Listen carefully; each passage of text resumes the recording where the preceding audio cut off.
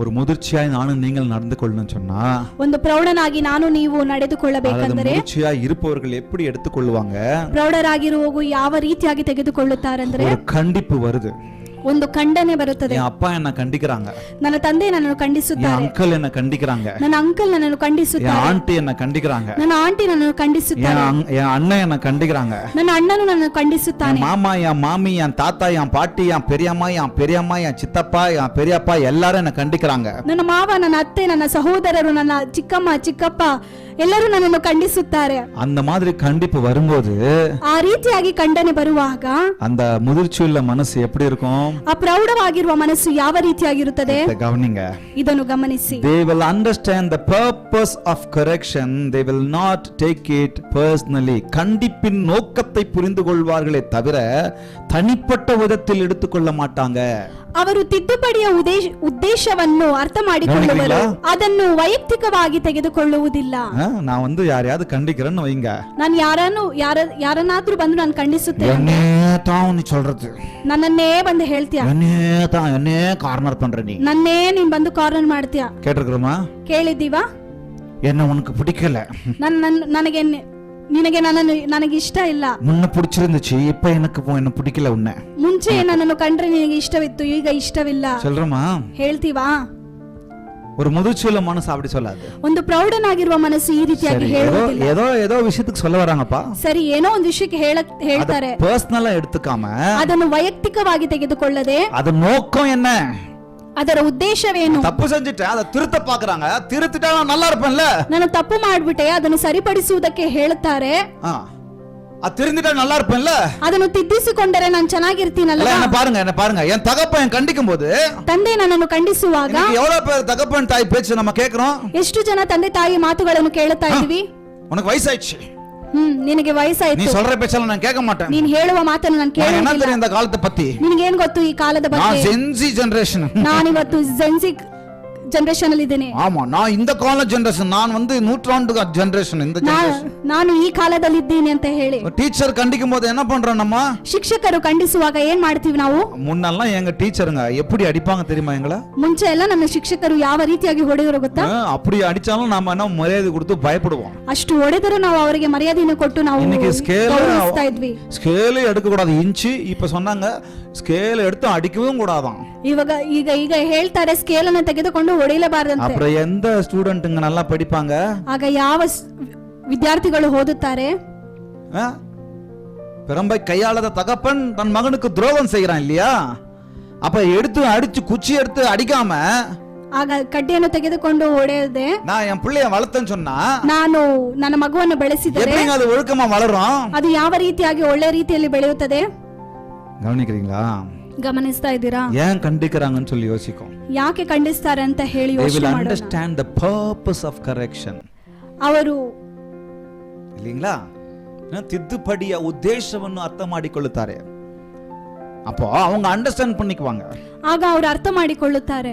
எதுக்கு சொல்றாங்க, ಏನಕ್ಕೆ ಹೇಳುತ್ತಾರೆ, ಯಾರು சொல்றாங்க, ಯಾರು ಹೇಳ್ತಾರೆ, ஏன் கண்டிக்கிறாங்க, ಏನಕ್ಕೆ ಖಂಡಿಸ್ತಾ ಇದ್ದಾರೆ, நம்ம மீது அக்கறை உள்ளவங்க தான கண்டிக்கிறாங்க, ನಮ್ಮ ಮೇಲೆ ಅವರಿಗೆ ಅಕ್ಕರೆ ಇರುವುದಕ್ಕೋಸ್ಕರ ಅವರು ನಮ್ಮನ್ನು ಖಂಡಿಸ್ತಾರೆ, ನಮ್ಮ ಮೇಲೆ ಅன்பು ವಚನಗಳನ್ನು கண்டிக்கிறாங்க, ನಮ್ಮ ಮೇಲೆ ಅವರು ಪ್ರೀತಿ ಇಟ್ಟಿರುವುದಕ್ಕೋಸ್ಕರ ಅವರು ನಮ್ಮನ್ನು ಖಂಡಿಸುತ್ತಾರೆ. கண்டிக்கிறவங்க எனக்காக எவ்வளவு தியாகம் பண்ணிருக்காங்க, ಖಂಡಿಸುವವನು ಎಷ್ಟು ನನಗೋಸ್ಕರ ತ್ಯಾಗವನ್ನು ಮಾಡಿದ್ದಾನೆ, கண்டிக்கிறவங்க என் மேல நான் நல்லா இருக்கணும்னு சொல்லி தான கண்டிக்கிறாங்க, ಖಂಡಿಸುವವರು ನಾನು ಒಳ್ಳೆಯ ರೀತಿಯಾಗಿ ಇರಬೇಕಂತ ಹೇಳಿ ನಾನು ಖಂಡಿಸುತ್ತಾರಲ್ಲ, கண்டிக்கிறவங்க என் வாழ்க்கையில எத்தனையோ சூழ்நிலையில கூட நின்னுக்கிறாங்களே, நல்லது கட்டல நின்னுக்கிறாங்களே, ಖಂಡಿಸುವವರು ನನ್ನ ಜೀವನದಲ್ಲಿ ಎಲ್ಲಾ ಸನ್ನಿವೇಶಗಳು ಒಳ್ಳೆಯ ರೀತಿಯ ಸನ್ನಿವೇಶಗಳಲ್ಲಿ ನಮ್ಮೊಟ್ಟಿಗಿದ್ರಲ್ಲ, ಎಲ್ಲ ಯೋಚಿக்கிறோமா?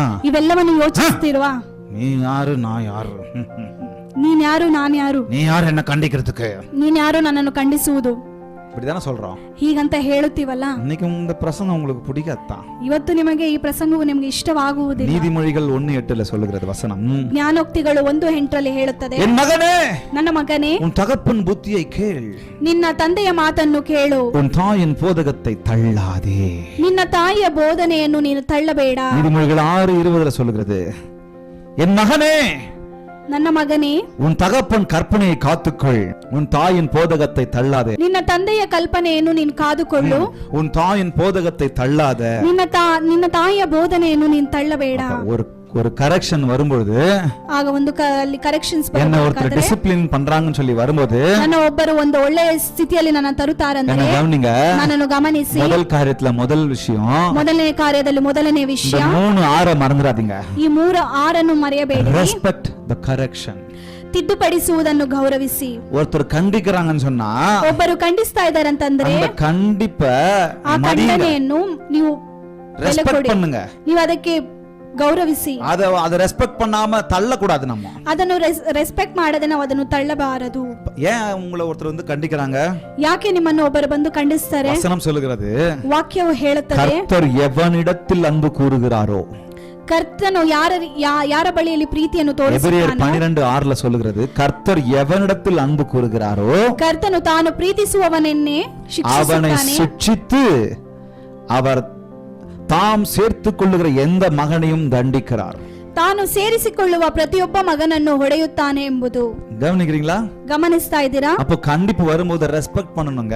ಆಗ ಖಂಡಿಸುವ ಬರುವಾಗ ನಾವು ಅದನ್ನು ಗೌರವಿಸಬೇಕು. மேல அன்பு இருக்கிறதுனால தான் நீங்க நல்லா இருக்கணும்னு சொல்லி தான் உங்க அப்பா அம்மா கண்டிக்கிறாங்க. ನಿಮ್ಮ ಮೇಲೆ ಪ್ರೀತಿ ಇರುವುದಕ್ಕೋಸ್ಕರವೇ ನಿಮ್ಮ ತಂದೆ ತಾಯಿಯು ನಿಮ್ಮನ್ನು ಖಂಡಿಸುತ್ತಾರೆ. பாஸ்டர் கண்டிக்கிறாங்க, ನಿಮ್ಮ ಪಾಸ್ಟರ್ உங்க ಖಂಡಿಸುತ್ತಾರೆ, பிரதர் கண்டிக்கிறாரு, ನಿಮ್ಮ ಸಹೋದರನು உங்க ಖಂಡಿಸುತ್ತಾನೆ, அம்மா கண்டிக்கிறாங்க, ನಿಮ್ಮ ತಾಯಿಯು உங்க ಖಂಡಿಸುತ್ತಾರೆ, அத்தை கண்டிக்கிறாங்க. ನಿಮ್ಮ ಅತ್ತೆಯು ನಿಮ್ಮನ್ನು ಖಂಡಿಸುತ್ತಾರೆ. அதை கனப்படுத்தணும், ಅದನ್ನು ನಾವು அதை ಗೌರವಿಸಬೇಕು, ரெஸ்பெக்ட் பண்ணணுங்க. ಅದನ್ನು ನಾವು ಗೌರವಿಸಬೇಕು. 2வது 6 ரிமூவ் தி கரெக்ஷன்.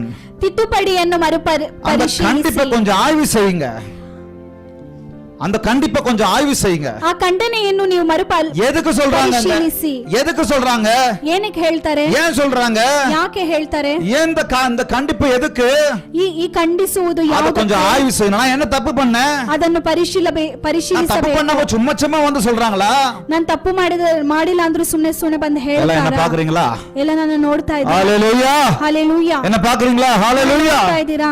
ஏன் சொல்றாங்க? எதுக்கு சொல்றாங்க? இந்த கண்டிப்பு எதுக்குன்னு சொல்லி ஆய்வு செய்யணும். ಯಾಕೆ ಹೇಳ್ತಾರೆ, ಏನ್ ಹೇಳ್ತಾರೆ ಅಂತ ಅನ್ನುವುದು ನಾವು ಪರಿಶೀಲಿಸಬೇಕು. திருத்திக்க பார்க்கணும். ನಾವು ಅದನ್ನು ತಿದ್ದುಪಡಿಸಬೇಕು. என் மகனே, நீ என் வார்த்தைகளை காத்து என் கட்டளைகளை உன்னிடத்திலே பத்திரப்படுத்துன்னு சொல்லுது வசனம்.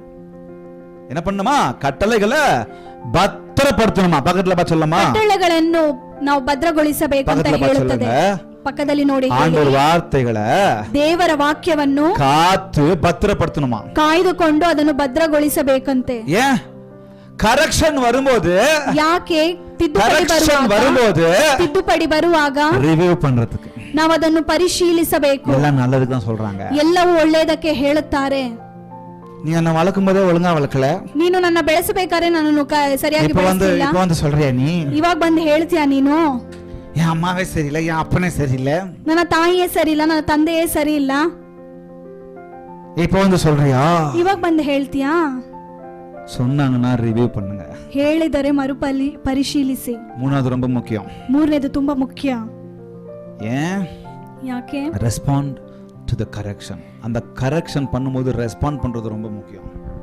ಆ ತಿದ್ದುಪಡಿಸುವಾಗ ನಾವು ಪ್ರತಿಕ್ರಿಯಿಸುವುದು ತುಂಬಾ ಮುಖ್ಯ. நான் ரெஸ்பாண்ட் பண்றேனா? ನಾನು ರೆಸ್ಪಾಂಡ್ ಮಾಡ್ತಾ ಇದ್ದೀನಾ? நான் ரெஸ்பாண்ட் பண்றேனா? ನಾನು ಪ್ರತಿಕ್ರಿಯಿಸುತ್ತಿದ್ದೇನೆ இல்ல ரியாக்ட் பண்றேனான்றது ரொம்ப முக்கியம். ಇಲ್ಲ ನಾನು ರಿಯಾಕ್ಟ್ ಮಾಡ್ತೀನಿ ಅನ್ನೋದು ತುಂಬಾ ಮುಖ್ಯ. ரெண்டுமே செயல்தான். ಎರಡು ಕ್ರಿಯೆ ಆಗಿದೆ. ரெண்டுமே ஆக்ஷன் தான், ரெண்டுமே கிரியை தான். ಎರಡು ಕ್ರಿಯೆ ಆಗಿದೆ. ரெஸ்பாண்டும் கிரியை தான், ரியாக்டும் கிரியை தான். ಪ್ರತಿಕ್ರಿಯಿಸುವುದು ಕ್ರಿಯೆನು ಮತ್ತು ಪರಿಶೀಲಿಸುವುದು ಕ್ರಿಯೆ ಆಗಿದೆ. ஆனா வித்தியாசம் இருக்குது. ಆದರೆ ಎರಡಲ್ಲೂ ವ್ಯತ್ಯಾಸವಿದೆ. நான் ரெஸ்பாண்ட் பண்ணேன்னு சொன்னா அதுக்கு அர்த்தம் என்ன தெரியுமா? ನಾನು ಪ್ರತಿಕ್ರಿಯಿಸಿದರೆ ಅದಕ್ಕೆ ಅರ್ಥವೇನು? சிந்தித்து ஆராய்ந்து நிதானத்துடன் செயல்படும் செயல் ரெஸ்பான்ஸ் பண்றது. ನಾನು ಯೋಚನೆ ಮಾಡಿ ಅದನ್ನು ಕುರಿತು ನಾನು ಅದನ್ನು ಹೇಳುವುದು ಅದು ಪ್ರತಿಕ್ರಿಯೆಗೆ. ஆனா ரியாக்ட் என்ன தெரியுமா பண்ணும்? சிந்திக்காது, ஆராயாது, யோசிக்காது, உடனே பதிலளிக்கும். ರಿಯಾಕ್ಟ್ ಎನ್ನುವುದು ನಾನು ಅದನ್ನು ಯೋಚಿಸದೆ ನಾನು ಅದರ ಬಗ್ಗೆ ಕುರಿತು ನಾನು ಏನು. நீ ஏன் சொல்ற? உனக்கு என்ன தகுதி இருக்கு? நீ ஏன் சொல்ற? என்ன தகுதி இருக்கு? ನಿನಗೇನು? நீ நல்லா நடந்துட்டியா? முன்ன யோகியம் இருக்குது. ரியாக்ட். ஆனா ரெஸ்பாண்ட் எப்படி தான் பண்ணும்? யோசிக்கும். எதுக்கு சொல்றாங்க? ರೆಸ್ಪಾಂಡ್ ಏನ್ ಮಾಡುತ್ತದೆ? ಯೋಚನೆ ಮಾಡುತ್ತದೆ ಯಾವ ರೀತಿಯಾಗಿ ಹೇಳುತ್ತೇವೆ ಅಂತ ಹೇಳಿ. ಯಾರು சொல்றாங்க? ಯಾರು ಹೇಳುತ್ತಾರೆ? இன்னைக்கு நிறைய விசுவாசிகளை கண்டிக்கும் போது என்ன நடக்குது? ಇವತ್ತು ಎಷ್ಟೋ ವಿಶ್ವಾಸಿಗಳನ್ನ ನಾವು ಖಂಡಿಸುವಾಗ ಏನ್ இவர் பெரிய ನಡೆಯುತ್ತೆ? ஒழுக்கம், ಇವ್ರು ದೊಡ್ಡ இவர் பெரிய நீதிமானு, ಇವ್ರು ದೊಡ್ಡ ನೀತಿವಂತನು, நீதிமான்ல பாதிமான் கூட இல்ல இவரு. ಇವ್ರು ನೀತಿವಂತನಲ್ಲಿ ಅರ್ಧವಂತನೂ ಅಲ್ಲ. வந்துட்டு இந்த மாதிரி எல்லாம் நம்ம பேசுறாரு. ಬಂದ್ಬಿಟ್ಟು ಇದನ್ನೆಲ್ಲ ಮಾತಾಡ್ತಾರೆ. ஆனா ரெஸ்பாண்ட் எப்படி பண்ணும் தெரியுமா? ಆದರೆ ರೆಸ್ಪಾಂಡ್ ಯಾವ ರೀತಿಯಾಗಿ ಮಾಡ್ಬೇಕು? எதுக்கோ சொல்றாங்க, ಏನಕ್ಕೋ ಹೇಳ್ತಾರೆ. ஆமா நான் ஏதோ தப்பு பண்ணிருக்கிறேன், ಹೌದು ನಾನೇನೋ ತಪ್ಪು ಮಾಡಿದೀನಿ. இத சும்மா பேசணும் அவங்களுக்கு என்ன பைத்தியமா? ಅವ್ರು ಸುಮ್ನೆ ಮಾತಾಡ್ಬೇಕಂತ ಹೇಳಿ ಅವ್ರಿಗೇನ್ ಹುಚ್ಚ? ஏன் பையன் ನನ್ ಮಗ ரியாக்ட் பண்றதுல நம்பர் 1. ನನ್ ಮಗ ರಿಯಾಕ್ಟ್ ಮಾಡೋದ್ರಲ್ಲಿ ತುಂಬಾ அவருக்கு பிடிக்காத எதனா சொல்லிட்டா டாடி, ಅವನಿಗೆ ಇಷ್ಟವಾಗದೆ ಇರೋದೇನಾದ್ರು ಹೇಳ್ಬಿಟ್ಟಾರೆ மம்மி ಮಮ್ಮಿ ಅಂತಾನೆ. நான் சொன்னேன் ಫಸ್ಟ್ ಸರ್ವಿಸ್ல சொன்னேன், ನಾನು ಫಸ್ಟ್ டாடி ಹೇಳಿದೆ மம்மி இல்ல டாடி ಡ್ಯಾಡಿ ಮಮ್ಮಿ. ரியாக்ட் பண்றது நம்பர் 1. ರಿಯಾಕ್ಟ್ ಮಾಡುವುದರಲ್ಲಿ ನಂಬರ್ 1. ஆனா ரெஸ்பாண்ட் பண்றது கவனிக்கிறதே இல்ல. ಆದರೆ ರೆಸ್ಪಾಂಡ್ ಮಾಡುವಾಗ ಅದನ್ನು ಗಮನಿಸುವುದೇ நம்ம ಇಲ್ಲ. ரெஸ்பாண்ட் பண்ணும்போது கவனிக்க, ரெஸ்பாண்ட் டு தி கரெக்ஷன். ನಾವು ರೆಸ್ಪಾಂಡ್ ಮಾಡುವಾಗ ಗಮನದಿಂದ பக்கத்துல பார்த்து ಮಾಡ್ಬೇಕು. சொல்லுங்க, ரெஸ்பாண்ட் பண்றீங்களா ரியாக்ட் பண்றீங்களா? ಪಕ್ಕದಲ್ಲಿ ನೋಡಿ ಹೇಳಿ, ರೆಸ್ಪಾಂಡ್ ಮಾಡ್ತೀರಾ ರಿಯಾಕ್ಟ್ அங்க ಮಾಡ್ತೀರಾ? பாருங்க. ಅಲ್ಲಿ ನೋಡಿ, ಡು ಯು ರಿಯಾಕ್ಟ್, ನೀವು ರಿಯಾಕ್ಟ್ ಮಾಡ್ತೀರಾ, ಡು ಯು ரெஸ்பாண்ட்? ನೀವು ರೆಸ್ಪಾಂಡ್ ಮಾಡ್ತೀರಾ? ஹாயா ரெஸ்பாண்ட் பண்ணு. அதை விட்டுட்டு புருஷன் விட்டு. புருஷன் ஏதோ அப்புறாணி ஏதோ சொல்லிருப்பான், ஏதோ ಗಂಡ நீ சொல்ற ಬಡಪಾಯಿ ಏನೋ நான் சொல்லிட்டேன், ನೀನಾ ಹೇಳ್ದೆ. ரெஸ்பாண்ட் பண்ணணுங்க, ರೆಸ್ಪಾಂಡ್ ಮಾಡ್ಬೇಕು, ரியாக்ட் பண்ண கூடாது. ರಿಯಾಕ್ಟ್ ಮಾಡಬಾರ್ದು. சார் நீங்க மைண்ட் வாய்ஸ்னு சத்தமா பேசுறீங்க.